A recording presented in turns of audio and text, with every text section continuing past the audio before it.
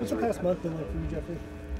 It's been challenging, main thing, just to stay focused, thing I go about every day, control the controllables. Wake up every morning, get my day started, go to rehab, I'm just, like I said, I'm controlling the thing that I can control right now. So For you personally, just how frustrating it is not to be able to get in on drills today? I mean, it wasn't frustrating. I'm happy for these guys. I'm coming in here, I knew I wasn't gonna be able to do drills, so no point in getting frustrated about it, but I'm just trusting the process right now. Like I said, it wasn't frustrating. I was just happy to see these guys come in and actually show what they've been working for all the time. So. Just talk about the difference that it's been for you, facing a different challenge. You're used to getting up and working out to play football, and then you're working out to get that knee better. Just talk about how that has been for you. I mean, like I said, it's a process, waking up every day knowing, at first I was going to get better, at first I was getting ready for pro day. I was waking up every day like, I got to get better. I got to get better than the next D lineman out there that's trying to, compete for, get a higher pick than me.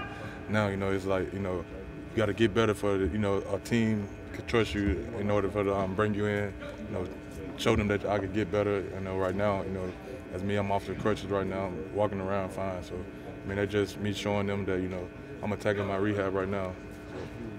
I know whoever obviously takes you in the draft will have something to say about it, but with your knee and everything, how long, what's the timetable? When would you expect to be able to play?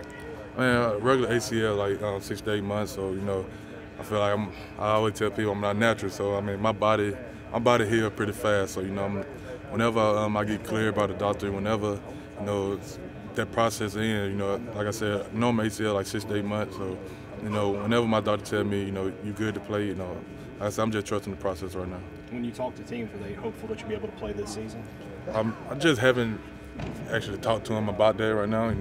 Main thing is right now, just gonna get healthy, So, I mean, that's my thing. I'm trying to get healthy, Like I said, that's what I can control right now. So. What's your schedule like between now and the draft? Well, starting next week, it's gonna be real hectic.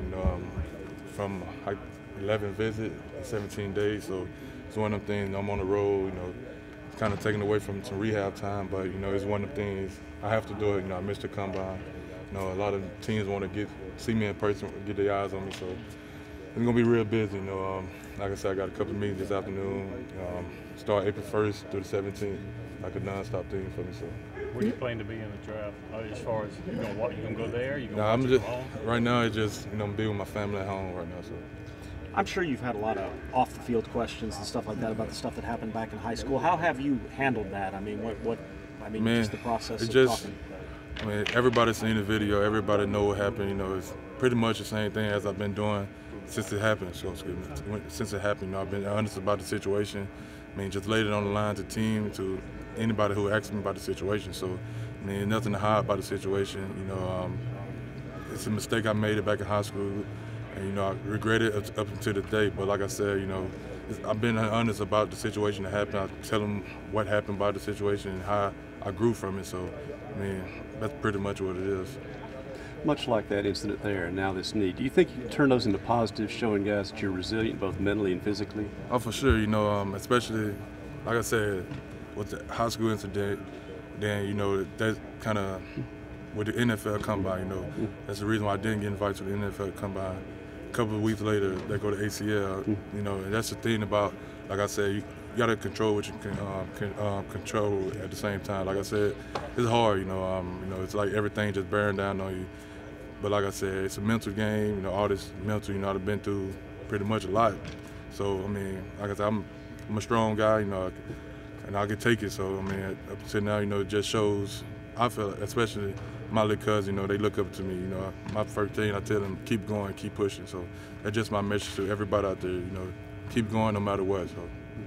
Jeffrey, you mentioned trusting the process, and obviously your process has been different than others. But what has this whole experience been like for you, being able to do interviews with NFL teams? Like, is this everything you thought of? Yeah, I mean, even though I'm not actually doing drills, this is what I dreamed of coming up as a child. Man, my brother in the backyard, hitting trees with shoulder pads on. One day, gonna put my mom on a big land, big house. And, the dream's coming to reality now. Doing interviews with NFL team, talking to teams I watched when I was growing up. So just one of them things, you know, to be, I say blessed, you know, you're just blessed for the opportunity. So.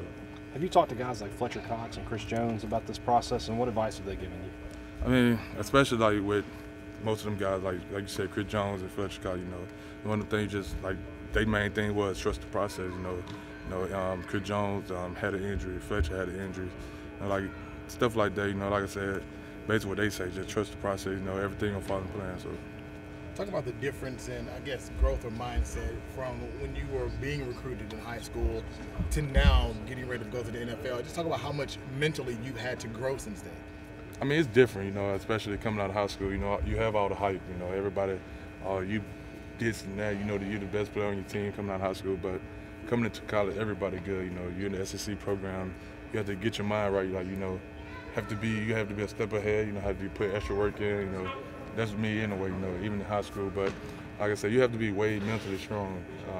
You know, it's so much more. You got to get up for classes, you got meets, and up until now, like I said, it's still mental because, you know, like early morning, like today, early morning. So the game is mental these days. So. What's the hardest part? I don't know if you've ever had a major injury before, but you know, just rehabbing from a major knee injury. Has anything surprised you about the process so far? Man, I wouldn't say just surprising. It's just, you know, one of the things that, you know, I'm not able to be on the field actually putting in some work for, you know, football drills, for football. But like I said, the knee helping me out to be more mentally strong, you know, because like I said, at times it could be like, you know, man, why this happened to me? Why this, you know? But like I said, it's just one of the mental things. You just got to stay focused with it. So. When the injury happened, did you know immediately what it was, or, you know, how did you take that?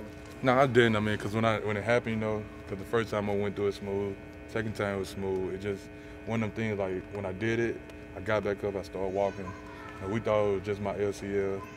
That thing, we know, I went and got an MRI that night. You know, woke up the next morning, you know, like it's your ACL. Like this can't be true. So I didn't know it was my ACL.